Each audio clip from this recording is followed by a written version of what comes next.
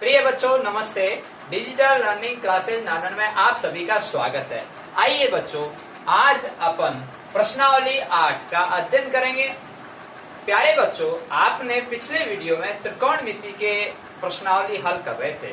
प्रश्नावली आपने 6 का अध्ययन किया, आपने प्रश्नावली 7 का अध्ययन किया और प्रश्नावली 8 ये ऊंचाई एवं दूरी से संबंधित है आपकी त्रिकोणमिति के अंतर्गत। प्यारे बच्चों, आपके पाठ्य पुस्तक के अंतर्गत जो पहला प्रश्न है, एक ऊर्ध्वाधर खंभे की परछाई और खंभे की ऊंचाई के बराबर है तो सूर्य का उन्नयन कोण होगा। प्यारे बच्चों, उन्नयन कोण और अवनमन कोण, देखिए जब आप इस तरह से खड़े रहते हैं और क्षैतिज रेखा से आप ऊपर की तरफ देखते हैं तो उन्नयन कोण होगा। जब आप खड़े रहते हैं और क्षैतिज रेखा से नीचे की तरफ देखते हैं तो वह अवनमन कोण होगा। प्यारे बच्चों, इस बात का ध्यान रखना। अब प्रश्न हल करते हैं। ऊर्ध्वाधर खंभा, यानी ऊर्ध्वाधर खंभे का मतलब सीधा खड़ा, ठीक है। तो प्यारे बच्चों, इस तरह से यहाँ हल लिखेंगे आप, और ये खंभा है आपका, ये खड़ा है, ठीक है। ऊर्ध्वाधर खंभे की परछाई, प्यारे बच्चों इधर आपका सूर्य है, तो सूर्य इधर है तो इसकी परछाई इधर आएगी, ठीक है। तो यहाँ ये सूर्य है, अब इसकी परछाई इधर आ रही है, तो परछाई और खंभा की जो ऊंचाई है वो बराबर है, ठीक है प्यारे बच्चों। यानी कि यहां से ये खंभा खड़ा था और इसकी परछाई इधर आ रही है, तो ये लंबाई और ये परछाई इसकी बराबर है। तो मैं इसके नाम लिख देता हूं ए बी और सी। तो कहने का तात्पर्य यह है कि ए बी बराबर बी सी, ठीक है प्यारे बच्चों। अब प्रश्न क्या है कि यहाँ सूर्य का उन्नयन कोण, प्यारे बच्चों जब आप सीधे खड़े थे और ऊपर की तरफ देख रहे थे तो इसके यहाँ से आप खड़े थे ऊपर की तरफ देख रहे थे, तो इसका उन्नयन कोण, तो यानी कि उन्नयन कोण की बात करता हूं तो हमेशा ऊपर की तरफ क्षैतिज रेखा से, तो ये आपका थीटा हो गया, ठीक है बच्चों। जब ये थीटा हो जाता है तो इसके सामने की भुजा क्या हो जाती है बच्चों, लंब, और ये समकोण हो जाता है, और इसके सामने की भुजा क्या हो जाती है बच्चों, कर्ण, ठीक है। और बाकी बच्चे आधार। अब प्यारे बच्चों, इस प्रश्न को मैं हल कर रहा हूं।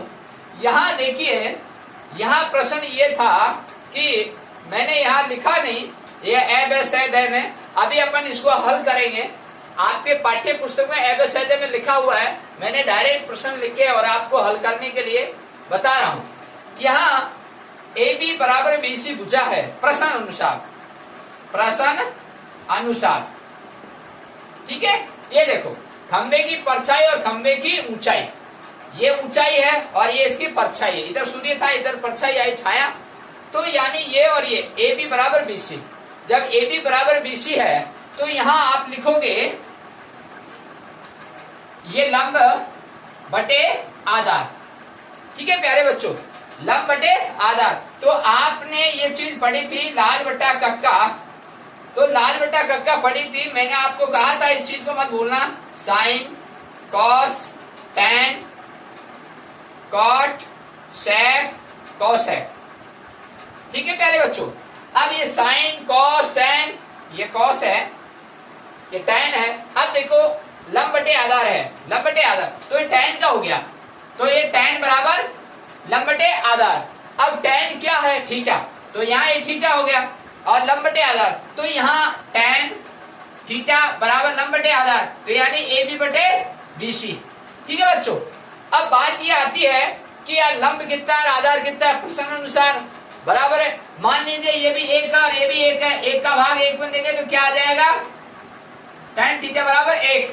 अब हम सारणी में जाते हैं, जब सारणी में जाएंगे तो वहां tan थीटा 1 का मान, सारणी के अंतर्गत आप जाओगे तो वहां tan जो थीटा है वो 1 का मान किसका है, tan 45 डिग्री, किसका है प्यारे बच्चों, tan थीटा बराबर क्या हुआ, 45 डिग्री, तो ये 45 डिग्री का मान है, तो ये इसका आंसर। अगला क्वेश्चन, प्रश्न नंबर 2, बहुत अच्छा प्रश्न है, समझने की कोशिश करना।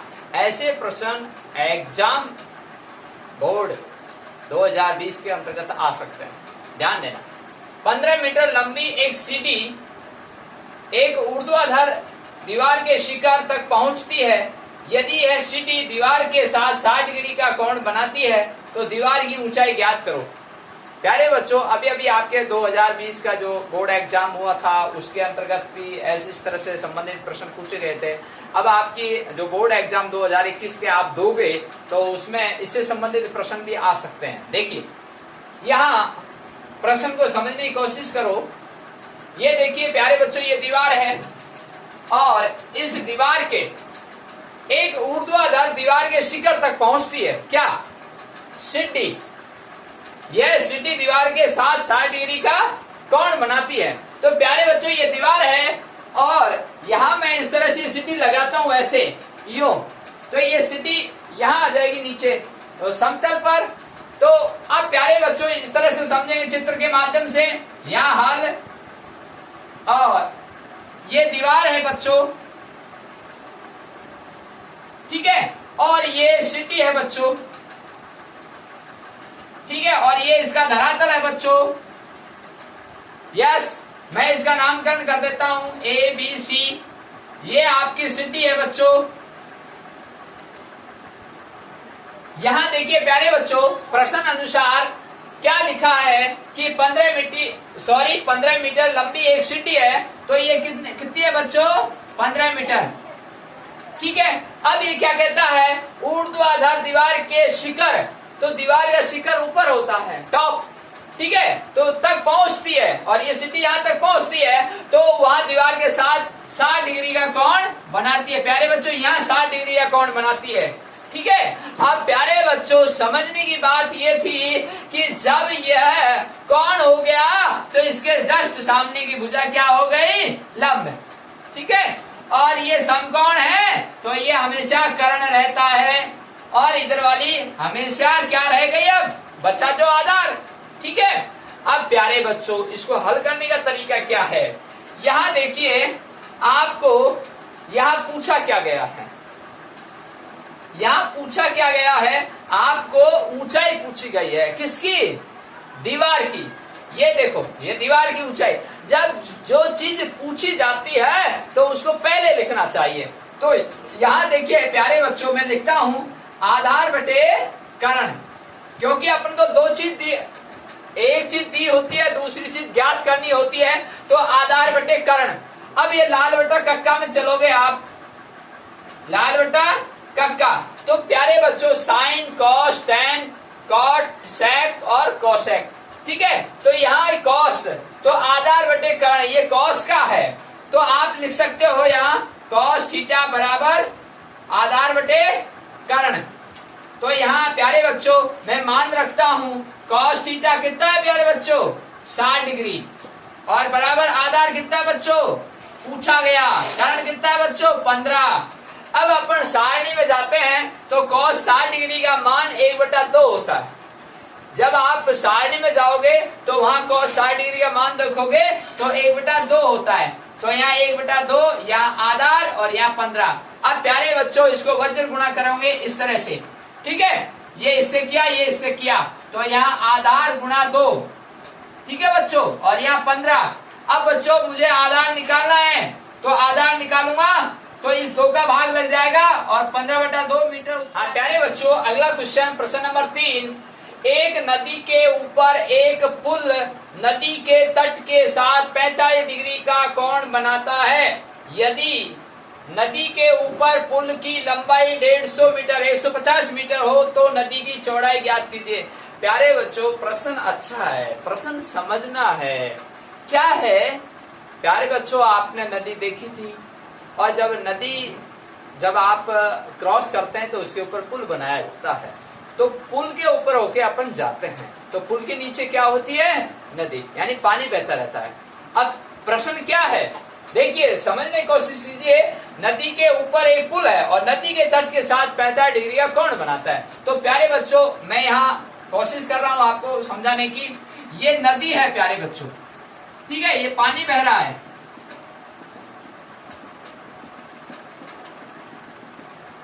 ये पानी बह रहा है बच्चों, ठीक है। अब ये नदी है, अब मैं इसके ऊपर पुल बनाऊंगा और ये मैंने पुल बना दिया, ठीक है बच्चों, ये पुल है और ये आपकी नदी है। अब प्यारे बच्चों प्रश्न अनुसार पढ़ते हैं, ये पुल की जो लंबाई है वो कितनी है? 150 मीटर। तो प्यारे बच्चों ये 150 मीटर है, ये जो लाइन है ये 150 मीटर है, अंदर अंदर इसके ये 150 मीटर। ठीक है बच्चों, अब बात ये आती है कि 45 डिग्री का कोण कहा? नदी के तट, नदी का जो किनारा है, जो धरातल है वहां यहाँ है। ये जो कोण है ये कितना है प्यारे बच्चों? 45 डिग्री। कितना है बच्चों? 45 डिग्री। अब बात ये आती है कि नदी की चौड़ाई ज्ञात करो। ये चौड़ाई, ये तो लंबाई है इसकी, तो चौड़ाई तो ये होगी ना, तो ये इसकी चौड़ाई होगी प्यारे बच्चों। ठीक है, अब मैं इसको थोड़ा गहरा कर देता हूं और अपना ये त्रिकोणमिति के अंदर ये त्रिभुज तैयार आपका। ठीक है प्यारे बच्चों, तो ये क्या हो गया? अब समकोण, सीधी लाइन, और ये आपकी चौड़ाई पूछी गई है। ठीक है प्यारे बच्चों, अब देखिए समकोण के जस्ट सामने की भुजा कर्ण हो गई है तो ठीक है, और थीटा के जस्ट सामने की ये क्या हो गई? लंबाई, और ये आधार। ठीक है प्यारे बच्चों, अब यहाँ ये कर्ण है, ये लिख देता हूं यहाँ, ये कर्ण। अब मैं इसका नामकरण कर देता हूं ABC। ठीक है प्यारे बच्चों, अब समझने की बात ये थी कि यहाँ AB ज्ञात करना है, यानी इसकी नदी की जो चौड़ाई ज्ञात करनी है वो। ठीक है, अब मैंने आपसे कहा था कि थीटा के जस्ट सामने की भुजा हमेशा लंब होती है, तो याद रखने की बात है। अब जब अपन को एक चीज दी हुई होती है, दूसरी चीज ज्ञात करते हैं, तो अपन उसको हमेशा ऊपर रखते हैं। तो मैं यहाँ प्रश्न अनुसार चलता हूँ। यहाँ बच्चों लंब बटे कर्ण है। ठीक है, तो आपको मैंने समझाया था लाल बटा कक्का भूलना नहीं है। इस लाल बटा कक्का से आपके प्रश्न हल होंगे। ये L बटा K लंब बटा कर्ण किसका है बच्चों? साइन का। तो मैं यहाँ लिख देता हूँ साइन थीटा बराबर लंब बटे कर्ण। अब प्रश्न अनुसार तो यहाँ साइन थीटा कितना है बच्चों? 45 डिग्री, ये लिखा हुआ।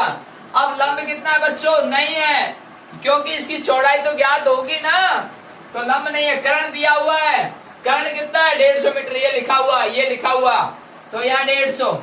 अब प्यारे बच्चों साइन 45 डिग्री का मान आप सारणी के अंतर्गत देखेंगे तो 1/√2 होता है।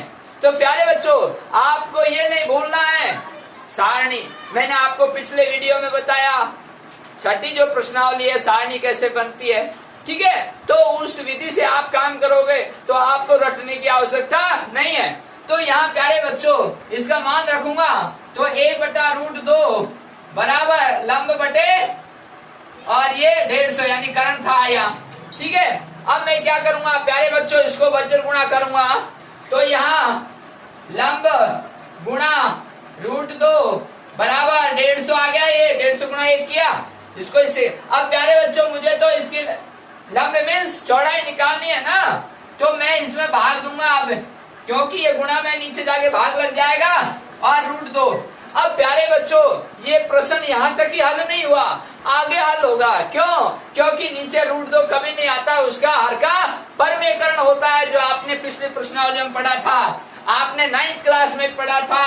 तो यहाँ लिखोगे हर का परमेकरण करने पर। अब परमेकरण कैसे होता है प्यारे बच्चों? अंश बटे हर को उसी से गुणा करते हैं। किससे? ये √2 से। तो यहाँ 150 गुणा √2 बटा √2 गुणा √2। अब प्यारे बच्चों जब मैं इसको इससे गुणा करूंगा तो 150 गुणा √2 है, या तो आप √2 का मान निकालिएगा और नहीं निकालिएगा तो युग्म आप लिख सकते हैं 150 गुणा √2 और नीचे √2 से गुणा करते हैं तो रूट हट जाता है 2। ठीक है, अब देखिए यहाँ 2 का भाग मैं 150 में दूंगा तो कितना आ जाएगा? 75। तो 75 √2। ठीक है प्यारे बच्चों, अब ये किस भाषा में देना है? यहाँ मीटर लिखा हुआ है तो आपको मीटर ही लिखना है। और ये आपके आंसर आ चुके हैं। अब सुनिए बच्चों, यहाँ √2 आप मान भी निकाल सकते थे और उस मान को इससे गुणा कर सकते थे, एग्जैक्ट उत्तर भी दे सकते हैं, लेकिन आप इतना भी आपने कर दिया तो भी आपका। अगला क्वेश्चन, प्रश्न नंबर 4। दो खंभों के शीर्ष जिनकी ऊंचाई 20 मीटर और 14 मीटर है, एक तार से जुड़े हुए हैं। यदि तार क्षैतिज रेखा के साथ 30 डिग्री का कोण बनाता है तो तार की लंबाई ज्ञात कीजिए। प्यारे बच्चों, आपने देखा होगा अपने आसपास दो खंभे, ठीक है, एक खंभा, प्रत्येक खंभे बिजली विभाग के अनुमानित बराबर दूरियों पर लगाए जाते हैं। तो कहीं खंभा बड़ा और कहीं छोटा भी होता है। देखिए, यथा स्थिति के अनुसार अपन को प्रश्न को समझना है। यहाँ हल लिखना, सबसे पहले बड़ा खंभा है और ये बड़ा खंभा है आपका 20 मीटर, ठीक है प्यारे बच्चों। अब ये क्या कहता है, ये 20 मीटर, अब दूसरा, अब बराबर दूरी, तो यहाँ से यहाँ तक की दूरी ये बराबर है, ठीक है प्यारे बच्चों, और ये दूरी आपकी बराबर है, ठीक है बच्चों, ये इस तरह से ये दूरी आपकी बराबर है। अब प्यारे बच्चों, ये 20 मीटर खंभा है, दूसरा कितना है, 14 मीटर खंभा है, ठीक है प्यारे बच्चों। अब देखिए ये यहां तक ही है, ठीक है। अब ये प्यारे बच्चों, ये यहां तक ही है आपका। अब ये जो बच गया, ये 14 था, तो ये 20 में से 14 घटाएंगे तो ये कितना रह जाएगा, यहाँ तक 6 मीटर रह जाएगा, ठीक है प्यारे बच्चों। अब प्रश्न क्या था कि इस खंबे से उस खंबे तक तार जुड़ा हुआ है। देखो कहाँ लिखा हुआ है, दो खंभों के शीर्ष यानी टॉप, ऊपर, ये इसका और इसका, तो जिनकी ऊंचाई अलग अलग है और तार से जुड़े हुए, और ये तार है प्यारे बच्चों, ठीक है, ये तार जुड़ा हुआ है। अब बात क्या है, क्षैतिज रेखा, तो अब यहां से होगा, क्षैतिज रेखा के साथ 30 डिग्री का कोण बनाता है। इसमें महत्वपूर्ण बात यही थी कि यदि तार का क्षैतिज रेखा के साथ, तो क्षैतिज रेखा ये, तो यहां से ये 30 डिग्री का कोण बनाता है, ठीक है प्यारे बच्चों। अब ये हो गया आपका समकोण, तो ये समझ में आ गया होगा कि ये बची दूरी आपको फिक्स हो गई, ये पूरी टोटल 20 थी, 14 कट गई, तो यहाँ तो ये खंबा कट गया, 14 तो ये था, तो बचा कितना, 6। क्लियर। अब बात ये आती है, तार की लंबाई पूछी है, तो ये कर्ण हो गया। कैसे हो गया बच्चों, ये देखो यहाँ क्या लिखा हुआ है, समकोण, और जस्ट सामने भुजा क्या होती है, कर्ण। अब थीटा के जस्ट सामने भुजा क्या होती है बच्चों, लंब, ठीक है। तो प्यारे बच्चों, मैंने आपको बताया था कि लाल बटा कक्का लिखें, और अब पूछा क्या गया आपसे, कर्ण, और एक चीज दी होती है, दूसरी ज्ञात करनी। तो मैंने कहा जो चीज ज्ञात करनी होती है उसको पहले लिखें, और जो दी हुई है उसको नीचे लिखें। तो कर्ण बटे लंब, अब कर्ण बटे लंब कहा, ये रहा, साइन का उल्टा, तो कौसेक, तो यहाँ लिखोगे बच्चों, यहाँ कौसेक थीटा बराबर कर्ण बटे लंब। अब प्रश्न अनुसार करेंगे, तो कौसेक थीटा, थीटा कितना है प्यारे बच्चों, कौसेक 30 डिग्री बराबर कर्ण कितना है बच्चों, पूछा गया है, और लंब कितना है बच्चों, 6 मीटर, ठीक है प्यारे बच्चों, कोई दिक्कत नहीं। अब प्रश्न हल होगा, कौसेक 30 डिग्री का मान, आप सारणी के अंतर्गत जाओगे तो वहां कौसेक 30 डिग्री का मान 2 होता है, ठीक है, तो यहाँ 2 लिखा, और ये कर्ण, और ये 6। अब प्यारे बच्चों, इसके नीचे 1 लगा दूं, इसको वज्र गुणा करो आप, तो यहाँ ये कर्ण बराबर 6 गुणा 2, तो कर्ण बराबर कितना आ गया प्यारे बच्चों, 12 मीटर। तो प्यारे बच्चों, भाषा सवाल है आपका मीटर में, तो मीटर में उत्तर आएगा, ये याद रखने योग्य बात है। तो कर्ण क्या है, तार की लंबाई, तो तार की लंबाई कितनी आ गई, 12 बच्चों। प्रश्न नंबर 5 बहुत अच्छा प्रश्न है, प्रश्न को समझने की कोशिश करना है। 25 मीटर ऊंचे एक स्तंभ दीवार से एक मीनार के शीर्ष का उन्नयन कोण तथा मीनार के पाद का अवनमन कोण समान हो तो मीनार की ऊंचाई ज्ञात कीजिए। प्यारे बच्चों, इसमें समझने की बात यह है, स्तंभ क्या है, मीनार क्या है, ठीक है। तो मैंने आपसे कहा था कि स्तंभ और यहाँ मीनार के बारे में आपको अच्छी तरह से ज्ञात होना चाहिए। तो मीनार की बात हो, स्तंभ तो खंबा भी है ना, तो यहाँ यही बात समझनी है, स्तंभ खंबा और मीनार एक दीवार है, तो काफी लंबी होती है, तो ऊंचाई की होती है, तो ये आपकी मीनार है प्यारे बच्चों। मैंने यहाँ लिख दिया आपको मीनार, ये मीनार है। अब प्यारे बच्चों, बात ये आती है कि 25 मीटर ऊंचे एक स्तंभ और है, यानी खंबा, और ये 25 मीटर है प्यारे बच्चों, ये 25 मीटर है, ठीक है, और ये बराबर दूरी पे है, तो ये मैं यहाँ टिक टिक कर देता हूं इसको, ठीक है।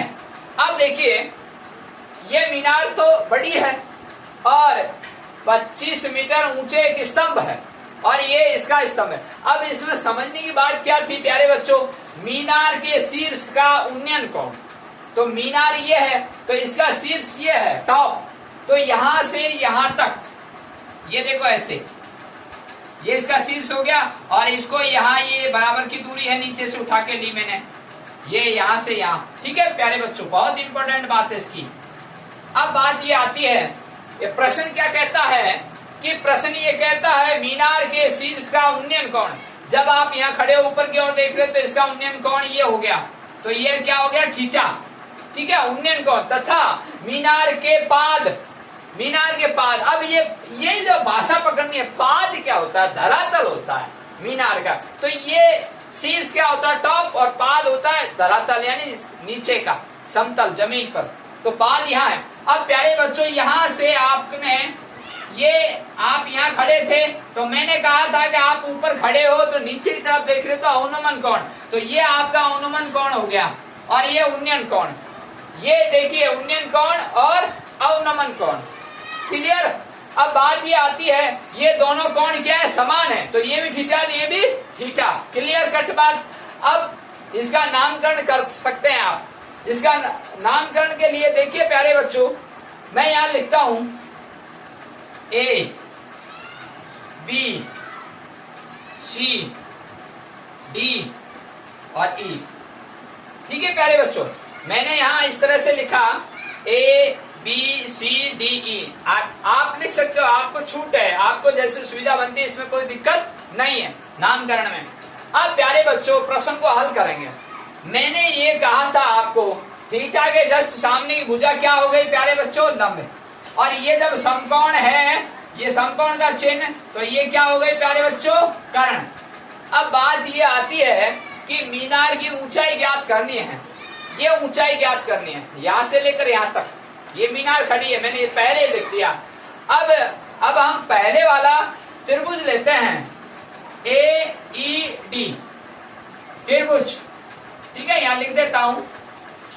और देखिए प्यारे बच्चों दूसरा त्रिभुज है ई या D E B, D E B, ये भी त्रिभुज है आपका। कितने त्रिभुज है प्यारे बच्चों इसमें, एक त्रिभुज तो ये रहा, एक त्रिभुज ये रहा और एक त्रिभुज ये रहा। ठीक है। अब प्यारे बच्चों अब यहाँ ये देखना है अपन को, ये मैंने नामकरण इसलिए किया आपको समझ में आए।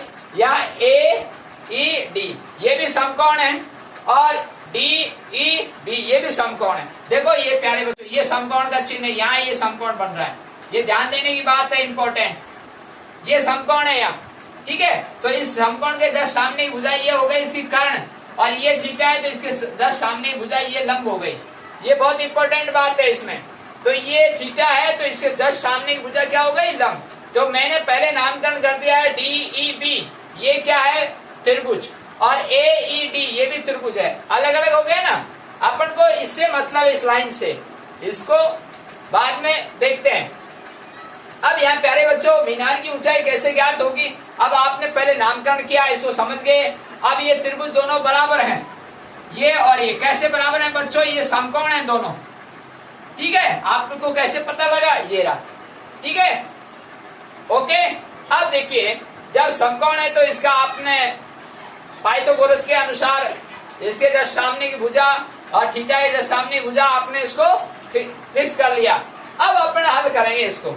जब हल करेंगे तो प्यारे बच्चों यहाँ देखिए मैंने ये कहा था कि जो चीज आपसे पूछी जाती है उसको पहले लिखना है। तो यहाँ मैं लिखता हूँ, यहाँ क्या पूछा गया है, ये जो भुजा ये पूछी गई है मीनार, तो यहाँ कर्ण नहीं है ना लंब है। ठीक है, जब दो चीज जब पूछी जाती है तो वो समीकरण में चली जाएगी। अब देखिए क्या होता है, यहाँ मैं लिखता हूँ प्यारे बच्चों क्या चीज पूछी गई, मीनार की ऊंचाई, तो उसको पहले लिखो। तो यहाँ लंब है तो लंब बटे कर्ण। ठीक है प्यारे बच्चों, तो मैंने यहाँ लिखा लंब बटे यस। यहाँ देखिए प्यारे बच्चों यहाँ सबसे पहले अपन को क्या करना है, यहाँ कर्ण भी नहीं है और यहाँ लंब आपसे पूछा गया और यहाँ आधार भी नहीं है। तो अपन क्या करते हैं, लाल बटा कक्का, देखिए प्रश्न को अच्छी तरह समझेंगे तो यहाँ साइन कॉस टेन, तो लंब बटे आधार, तो यहाँ कर्ण की जगह अपन आधार लेंगे। क्यों लेंगे आधार प्यारे बच्चों? क्योंकि इस प्रश्न को हल तभी होगा क्योंकि ये आधार, इसका बेस दोनों त्रिभुजों का आ रहा है, इसलिए आधार लेना जरूरी है। मैं क्लियर कर देता हूं आपको, क्योंकि ये त्रिभुज था और ये भी त्रिभुज था, तो दोनों त्रिभुजों का बेस एक ही है, तो प्यारे बच्चों यहाँ आधार लेना जरूरी है। तो यहाँ ये क्लियर कट बात, और यहाँ लंब क्यों लिखा मैंने, पहले ऊंचाई ली गई है। अब लंब बटे आधार हो गया, तो ये क्या हो गया प्यारे बच्चों, tan थीटा। ठीक है, tan थीटा बराबर लंब बटे आधार। अब प्यारे बच्चों ना तो यहाँ लंब है ना यहाँ आधार है, तो यहाँ लंब बटे आधार तो कुछ नहीं है, तो इसको कहते हैं फर्स्ट समीकरण। ठीक है बच्चों, ये क्या हो गया, फर्स्ट समीकरण। क्लियर है? अब देखिए यहां तक की भुजा आपको दी हुई है। ठीक है बच्चों, यहां तक की आपको भुजा दी हुई है और यहां तक की भुजा नहीं थी। कैसे मालूम चला आपको? क्योंकि ये स्तंभ है, आपका खंबा खड़ा हुआ है, ये 25, तो इसकी भुजा और इसकी भुजा बराबर नहीं होगी क्या? और ये क्या है, ये ठीक है, समझ में आ गई आपको बात? ये भुजा और ये भुजा बराबर, तो ये अलग से था, इसकी यहाँ से मैं लाइन बराबर काटी थी, तो यहाँ के बीच की भुजा आ गई, आप तो समझ में आ गई। अब देखिए प्यारे बच्चों, अपन फर्स्ट समीकरण हो गया, अब सेकंड समीकरण में बात करते हैं। डीईबी त्रिभुज, डीईबी बहुत अच्छा क्वेश्चन है। तो प्यारे बच्चों जब डीई की बात कर रहा हूं तो यह ई है तो समकोण है, ये कर्ण हो गया, ये आधार हो गया। तो मैंने क्या कहा था आपको, जो चीज पूछ जाती है उसको पहले लिखना है। तो यहाँ पे भी वही बेस अपनाना अपने को। यहाँ देखिए लंब बटे आधार, तो यहाँ लंब बटे आधार। ठीक है प्यारे बच्चों, और यहाँ tan थीटा बराबर, ये तो किसका है, एईडी का। ठीक है प्यारे बच्चों, एडी त्रिभुज का, और ये किसका आ गया प्यारे बच्चों, यहाँ आ गया डीईबी का, डीईबी त्रिभुज का। ठीक है प्यारे बच्चों, एक एक चीज समझ लो आराम से। यहाँ देखिए, यहाँ अब डीईबी, तो प्यारे बच्चों मैंने जो चीज पूछी जा रही है उसको पहले लिखा ना, लंब बटे आधार। तो लंब बटे आधार ही क्यों लिया, क्योंकि इसका त्रिभुज का दोनों का बेस एक ही है, तो लंब बटे आधार। तो दोनों चीज आपको दी हुई नहीं है, ना तो इसमें दी हुई ना इसमें दी हुई, लेकिन इसके अंतर्गत क्या था, यहाँ ये देखो इधर वाली भुजा और इधर वाली भुजा बराबर है। ठीक है, तो जब ये है ये, तो यहाँ की लंबाई दी हुई है, तो आप लिख सकते हो। अब ये tan थीटा, तो यहाँ tan थीटा बराबर, यहाँ लंब कितना है बच्चों 25, और यहाँ आधार नहीं है। ठीक है, अब ये हो गई सेकंड समीकरण, यहाँ लिख सकते हो सेकंड समीकरण। अब मैं ऊपर लिखता हूं, यहाँ इसको मिटा के, यहाँ देखिए प्यारे बच्चों दो समीकरण आ चुके हैं, मैं लिख देता हूं ऊपर, tan थीटा बराबर लंब बटे आधार, फर्स्ट समीकरण। अब दूसरा है tan थीटा बराबर 25 बटे आधार बराबर सेकंड समीकरण। अब अपन को दोनों समीकरण हल करने हैं। जब दोनों समीकरण हल करेंगे तो क्या होगा, यस देखिए यहाँ ये tan थीटा कट जाएगा, और ये लंब बटे आधार बराबर 25 बटे आधार। यहाँ देखिए प्यारे बच्चों, जब मैं इसका भाग इसमें दूंगा तो ये आधार से आधार कट जाएगा और लंब बटे 25 आ जाएगा, यानी लंब बराबर 25, लंब बराबर 25। अब आप समझ गए होंगे ये tan थीटा कैसे कटे, जब बराबर में कोई चीज आती है तो ये फर्स्ट समीकरण सेकंड समीकरण हल करूंगा तो ये तो tan थीटा कट जाएगा, इक्वल हो जाएगा, बचा क्या आपके पास लंब बटे आधार और 25 बटे आधार। अब मैं इसको इस तरह से वज्र गुणा करूंगा, समझ लो आप, 25 आधार और लंब आधार गुणा। ठीक है, जब मैं क्या करूंगा कि लंब निकालूंगा तो आधार का भाग लग जाए, आधार से आधार कट जाएगा तो ये 25 आ जाएगा। क्लियर? अब प्यारे बच्चों ये जो लंब आया है वो किसका आया है, ये बहुत इंपॉर्टेंट बात है। यहाँ ये जो त्रिभुज आपने ए को जो नामकरण दिया, मैंने यहाँ ए नहीं लिखा, मैंने डायरेक्ट लंब बटे आधार, ये लंब बटे आधार इसका है। ठीक है, तो यहाँ ए आया है, क्या आया है, ए। तो ए कहाँ है, यहाँ से लेकर यहाँ तक की भुजा है, तो ए आई बी। अब प्यारे बच्चों क्या होता है, जल्दबाजी में अपन इस प्रश्न को सही ढंग से नहीं पढ़ पाते हैं, और यहाँ ए ई आई है, तो यहाँ से लेकर यहाँ तक की भुजा आई है, तो ये आई है 25।